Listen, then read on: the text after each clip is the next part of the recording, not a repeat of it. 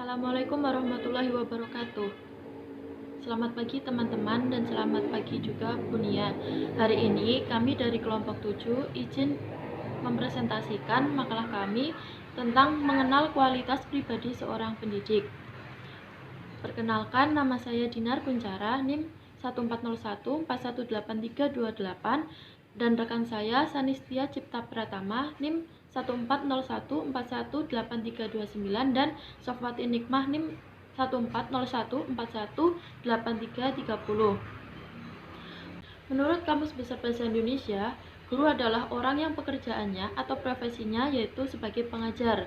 Dalam bahasa Arab, guru disebut juga sebagai mu'alim, dan dalam bahasa Inggris disebut juga sebagai teacher. Semua itu memiliki arti bahwa guru adalah seorang yang pekerjaannya yaitu mengajar dengan orang lain. Sedangkan arti secara umum, guru adalah pendidik yang mengajar pada pendidikan usia dini, jalur sekolah atau pendidikan formal, pendidikan dasar, dan pendidikan menengah, dengan tugas utamanya yaitu mendidik, mengajar, membimbing, mengarahkan, melatih, dan mengevaluasi peserta didik. Kemudian yang kedua, tentang perkembangan kepribadian guru. Nah, perkembangan kepribadian guru adalah sesuatu yang abstrak, sukar dilihat atau diketahui secara nyata. Yang dapat diketahui adalah penampilan atau bekasnya dalam segala aspek kehidupan. Misalnya dalam tindakan, ucapan, cara bergaul, dan lain sebagainya. Ada 3 faktor yang menentukan dalam perkembangan kepribadian. Yang pertama, faktor bawaan. Unsur ini terdiri dari bawaan genetik yang berasal dari individu tersebut. Yang kedua, faktor lingkungan. Faktor lingkungan seperti sekolah, teman bermain, atau teman sebaya dapat mempengaruhi kepribadian seseorang. Kemudian, interaksi bawaan dan lingkungan. Interaksi yang terus-menerus antara bawaan dan lingkungan menyebabkan timbulnya perasaan dalam diri seseorang. Fungsi kepribadian guru. Setiap subjek mempunyai pribadi yang unik, masing-masing mempunyai ciri dan sifat bawaan secara luar belakang kehidupan. Banyak masalah psikologis yang dihadapi peserta didik, banyak pula minat, kemampuan, motivasi, dan kebutuhannya. Semuanya memerlukan bimbingan guru yang berkepribadian dapat bertindak sebagai pembimbing, penyuluh, dan dapat menolong peserta didik agar mampu menolong dirinya sendiri. Disinilah letak kompetensi kepribadian guru sebagai pembimbing dan suri tauladan. Guru adalah sebagai panutan yang harus digugu dan ditiru, dan sebagai contoh pula bagi kehidupan dan pribadi peserta didiknya. Dikemukakan oleh Ki Hajar Dewantara dalam sistem amongnya, yaitu guru harus ingarso sung tulodo, ingmad yomangun karso tutwuri handayani. Artinya adalah bahwa guru harus menjadi contoh dan teladan, membangkitkan motif belajar siswa, serta mendorong atau memberikan motivasi dari belakang. Dalam arti, kita sebagai calon guru dituntut melalui sikap dan perbuatan menjadikan dirinya pola panutan dan ikutan orang-orang yang dipimpinnya. Dalam hal ini, siswa-siswa di sekolahnya juga sebagai seorang guru dituntut harus mampu membangkitkan semangat bersuakarsa dan berkreasi pada orang-orang yang dibimbingnya, serta harus mampu mendorong orang-orang yang diasuhnya agar berani berjalan di depan dan sanggup bertanggung jawab.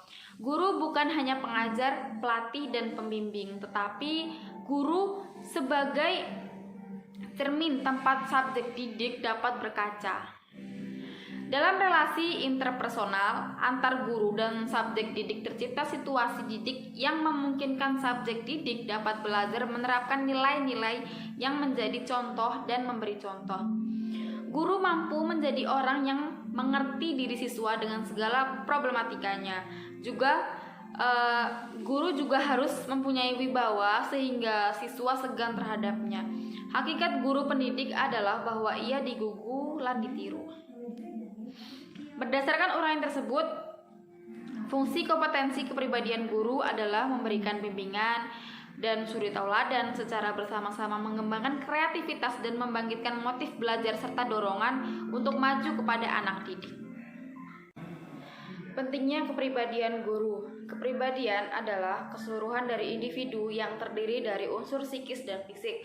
Dalam makna demikian, seluruh sikap dan perbuatan seseorang merupakan suatu gambaran dari kepribadian orang itu, asal dilakukan secara sadar. Apabila seseorang melakukan perbuatan yang baik, maka sering dikatakan bahwa seseorang itu mempunyai kepribadian yang baik atau berakhlak mulia. Sebaliknya, bila seseorang melakukan suatu sikap dan perbuatan yang tidak baik menurut pandangan masyarakat, maka dikatakan bahwa orang itu tidak mempunyai kepribadian yang baik atau mempunyai akhlak yang tidak mulia. Oleh karena itu, masalah kepribadian adalah suatu hal yang sangat menentukan tinggi rendahnya kewibawaan seorang guru dalam pandangan anak didik atau masyarakat. Dengan kata lain, baik tidaknya citra seseorang ditentukan oleh kepribadian. Kepribadian guru dapat dilihat dari tindakannya, ucapannya, caranya bergaul, berpakaian, dan dalam menghadapi setiap persoalan atau masalah, baik yang ringan maupun yang berat.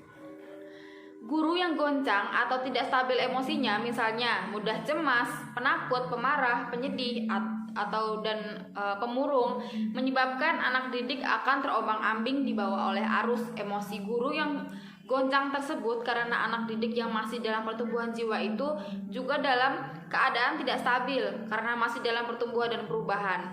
Biasanya guru yang tidak stabil emosinya tersebut tidak menyenangkan bagi anak didik karena mereka seringkali merasa tidak dimengerti oleh guru. Kegoncangan perasaan anak didik itu akan menyebabkan kurangnya kemampuan untuk menerima dan memahami pelajaran, sebab konsentrasi pikirannya diganggu oleh perasaannya yang goncang karena melihat atau menghadap guru yang goncang tadi. Guru yang pemarah atau keras akan menyebabkan anak didik takut. Ketakutan itu dapat bertumbuh atau berkembang menjadi benci, karena takut itu menimbulkan derita atau ketegangan dalam hati. Apabila anak didik benci kepada guru, maka ia tidak akan berhasil mendapatkan bimbingan dan pendidikan dari guru tersebut. Selanjutnya, ia akan menjadi bodoh walaupun kecerdasannya tinggi. Demikian pula dengan berbagai emosi lainnya yang tidak stabil, akan membawa kepada kegoncangan emosi pula kepada anak didik, bahkan mungkin akan membawa kepada kegoncangan kejiwaan. Tingkah laku atau moral guru pada umumnya merupakan penampilan lain dari kepribadiannya. Yang kelima adalah faktor yang mempengaruhi kepribadian guru. Kepribadian individu sangatlah beragam. Hal ini terjadi karena adanya pengaruh sosialisasi. Namun ada beberapa faktor-faktor lain yang mempengaruhi kepribadian, yaitu yang pertama adalah keadaan fisik. Setiap manusia mempunyai keadaan fisik yang berbeda-beda dengan orang lain. Perbedaan fisik anak menimbulkan perbedaan perlakuan dari orang lain pula. Anak yang fisiknya cenderung lemah akan dilindungi secara berlebihan sehingga tumbuh menjadi pribadi yang tidak berani untuk mencoba hal-hal yang baru, dibandingkan jika anak secara fisiknya kuat dan jarang sakit. Bagaimana perlakuan yang diterima dari orang lain? Hal tersebut akan mempengaruhi anak dalam membentuk konsep dirinya dan akhirnya mempengaruhi model kepribadiannya. Yang kedua adalah lingkungan fisik atau geografis. Lingkungan fisik seperti perbedaan kesuburan tanah dan kekayaan alam akan mempengaruhi kepribadian penduduknya. Menurut penelitian mengenai mereka yang tinggal di daerah tandus, panas, dan miskin, cenderung lebih keras menghadapi hidup dan tega menghadapi orang lain. Sedangkan lingkungan fisik yang subur akan menghasilkan kepribadian yang ramah, lebih santai, terbuka pada orang lain. Yang ketiga adalah faktor kebudayaan. Setiap kebudayaan menyediakan seperangkat norma sosial budaya yang berbeda dari masyarakat lain. Norma sosial ini akan mempengaruhi pembentukan kepribadian seseorang. Perbedaan nilai dan norma kebudayaan yang signifikan terhadap perbedaan kepribadian. Yang keempat adalah pengalaman kelompok. Melalui pergaulan kelompok, seseorang akan menilai dirinya sesuai dengan nilai kelompoknya. Pembentukan kepribadian dipengaruhi oleh nilai kelompok masyarakatnya. Contohnya, individu mendapatkan pengalaman dari teman-teman sebayanya atau teman sepermainannya. Kesimpulan dari materi di video hari ini adalah kepribadian guru merupakan perilaku seseorang yang berkaitan dengan kemampuan individu dalam mewujudkan dirinya sebagai pribadi yang mandiri untuk melaksanakan transformasi diri, identitas diri, dan pemahaman diri, dan memiliki nilai-nilai luhur sehingga terpancar dalam perilaku sehari-hari.